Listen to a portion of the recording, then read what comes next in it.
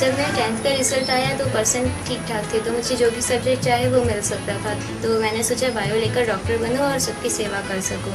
इसके लिए मम्मी-पापा ने भी हामी भरी और सब के सब तैयार हो गए। तो मैंने बायो लिया और डॉक्टरी में आगे बढ़ने के लिए 11th-12th क्वालीफाई किया। उसके बाद फिर पता चला कि इसके बाद एक नीट का भी एग्ज़ाम अभी नया और AIPMT के बाद अब नीट का एग्ज़ाम क्वालीफाई करना होगा। तो नीट के लिए फिर अच्छे कोचिंग कहाँ से मिलेंगे, बहुत ढूँढने पर फिर पता चला कि सचदेवा न्यू पीटी कॉलेज सबसे अच्छा कॉलेज है, बेस्ट कॉलेज है नीट के लिए। तो फिर वहीं एडमिशन लिया, वहाँ के टीचर्स बहुत अच्छे मिले हमें। और फिर इसके अलावा घर में भी काफ़ी हेल्प मिलती थी मुझे। मेरे छोटे भाई बहन हैं, उन वो भी मेरे साथ ही पढ़ने वाले हैं, तो फिर सबको साथ में उनको भी पढ़ाती गई और खुद भी पढ़ती गई, तो काफ़ी अच्छा लगने लगा। इससे पहले भी जब मैं पढ़ाई करती थी तो फिर घर में पढ़ती थी, क्योंकि घर में कोई बड़े भैया नहीं है, मैं ही घर में बड़ी हूँ, तो मुझे गाइड करने वाला, सही गाइडलाइन देने वाला कोई नहीं मिला।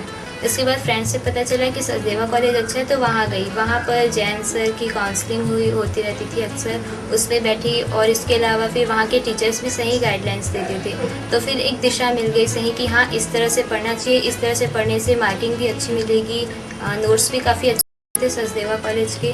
तो फिर वो सब पढ़ने से, और इसके अलावा नॉन टीचिंग स्टाफ भी काफ़ी उत्तेजित करते थे कि हाँ, तुम्हारा इस बार होगा, काफ़ी अच्छा रिजल्ट मिलेगा, इस तरह से। तो फिर और पढ़ने की इच्छा होती थी। बहुत अच्छा लगता था जब सब स्टेज में नाम अनाउंसमेंट होता था।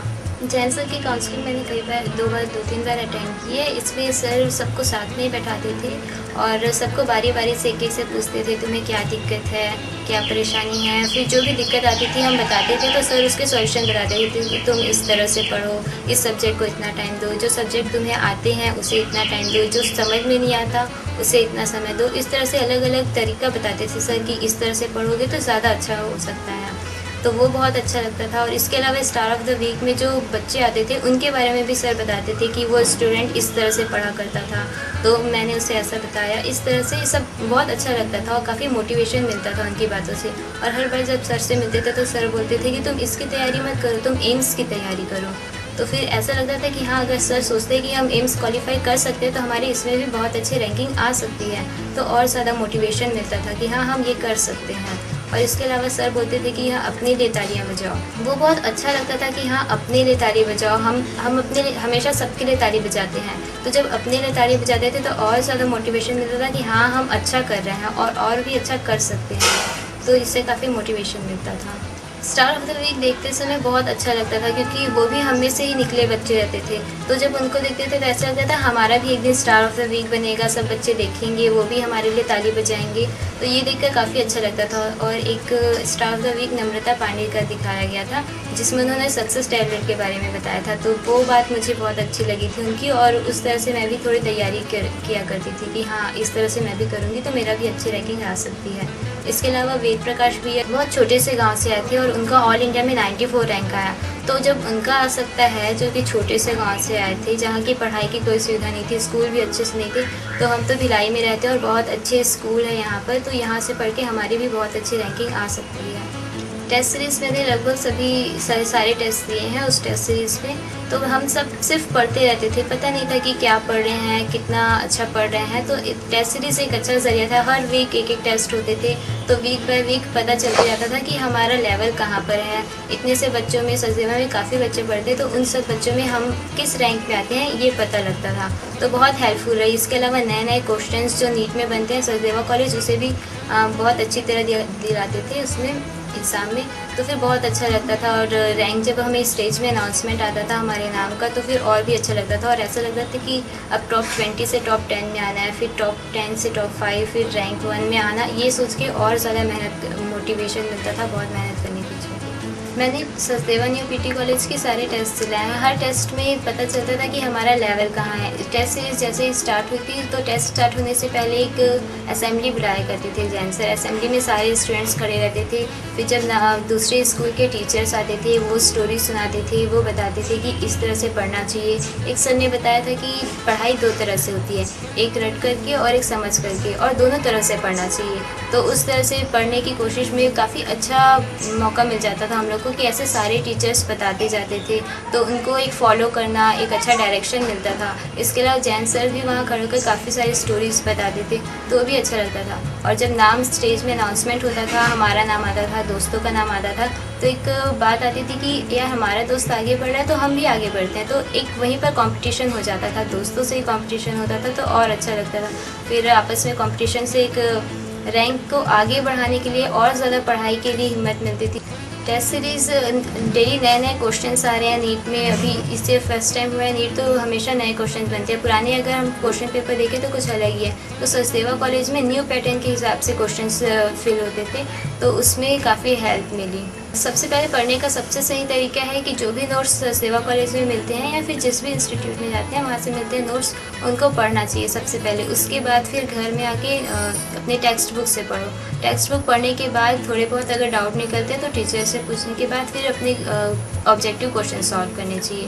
तो ये एक अच्छा सही समय मिल जाता है। हर सब्जेक्ट को हर दिन में टाइम देना चाहिए, थोड़ा थोड़ा समय हर सब्जेक्ट को देना चाहिए। इससे लाइन बनी रहती है कि हाँ एक सब्जेक्ट का इतना हुआ है, दूसरे सब्जेक्ट का इतना हुआ है, उस हिसाब से। इसके अलावा अभी जो पढ़ रहे हैं उन बच्चों को मैं कहना चाहूँगी कि 11th-12th अगर मैं 11th-12th में है तो वो 11th-12th अगर अच्छे से करेंगे तो ड्रॉप लेने की ज़रूरत नहीं पड़ेगी। मेडिकल लाइन काफ़ी आसान है, सब बेवजह कहते हैं कि बहुत ज़्यादा हार्ड है, ऐसा कुछ नहीं आता। सब वही क्वेश्चंस आते हैं जो 11th-12th में हम पढ़े रहते हैं, तो फिर 11th-12th को ही अच्छे से तैयारी करनी चाहिए ताकि ड्रॉप लेने की ज़रूरत ना पड़े। Thank you Sachdeva new PT college, जिसकी वजह से मुझे सफलता मिली। हमारे सक्सेस में घर का माहौल काफ़ी मायने रखता है। मैं मम्मी पापा को थैंक्स कहना चाहूँगी जिन्होंने मुझे इतना अच्छा माहौल प्रोवाइड किया कि मैं पढ़ाई कर सकूँ। हमारा घर काफ़ी छोटा सा है, तो पापा ने मेरे पढ़ने के लिए स्पेशली अलग रूम बनवाया ताकि मैं पढ़ सकूँ। बहुत सी कमियाँ हैं, उसके बावजूद पापा ने मुझे हर चीज़ प्रोवाइड की और मम्मी ने मुझे बिल्कुल सही टाइम पर ये करना चाहिए, वो करना चाहिए, सब सिखाया। मैं अक्सर खाने में ध्यान नहीं देती हूँ, पढ़ते समय सिर्फ पढ़ाई करती हूँ, तो फिर मम्मी हर समय मुझे ला कर देती थी। पढ़ते समय कुछ ना कुछ खाने के लिए ला के देती थी। सारे स्टूडेंट्स से भी कहना चाहूँगी कि पढ़ाई के साथ साथ खाना और सोना बहुत ज़रूरी है, तो उसको भी ध्यान में रखते हुए आप पढ़ाई करो, क्योंकि अगर सेहत अच्छी रहेगी तो पढ़ाई भी अच्छी होगी। आज मेरे को बहुत अच्छा लग रहा है कि मेरी बेटी को नीट में सफलता मिली है और वह मतलब उसको मेडिकल में एडमिशन मिलने वाला है। आज मैं बहुत खुश हूँ। काफ़ी लोग बधाई दिए, कुछ फ़ोन के माध्यम से बधाई दिए हैं, कुछ घर आके बधाई दिए हैं, तो मुझे बधाई दिए तो मुझे बहुत ही अच्छा लगा और मेरी खुशी का कोई ठिकाना नहीं है। मैं काफ़ी खुश हूँ अपनी बेटी की सफलता में। सचदेवा के बारे में मेरे को पता लगा कि होर्डिंग देखा था और दोस्त लोग भी बताए कि सचदेवा पीटी कॉलेज का कोचिंग बहुत अच्छा है, तो मैं अपनी बेटी को सचदेवा कॉलेज में भेजा और वहाँ जाने के बाद उसकी पढ़ाई का जो स्टैंडर्ड है और भी अच्छा हो गया और उसका परिणाम आज सामने है सबके। इस सफलता का पूरा श्रेय सचदेवा कॉलेज को जाता है और मैं सचदेवा कॉलेज को बहुत बहुत धन्यवाद देना चाहूँगा। जैन सर को भी धन्यवाद देना चाहूँगा। मैं बहुत खुशी हो रही है, बहुत अच्छा लग रहा है। सब लोग आके कंग्रेचुलेशन करते हैं, बहुत अच्छा लगता है। सभी बोलते हैं बधाई हो, आपकी बेटी डॉक्टर की मम्मी बन गया हो, तो बहुत खुशी होती है सुन के। हाँ, मेरी बेटी डॉक्टर बन गई। कभी सोचे नहीं थे, मैंने कभी इस तरह का यहाँ माहौल पता नहीं बनेगा नहीं बनेगा, कभी सोचे नहीं थे, मगर धीरे धीरे सब रास्ता क्लियर होते गया और सक्सेस मिल गई।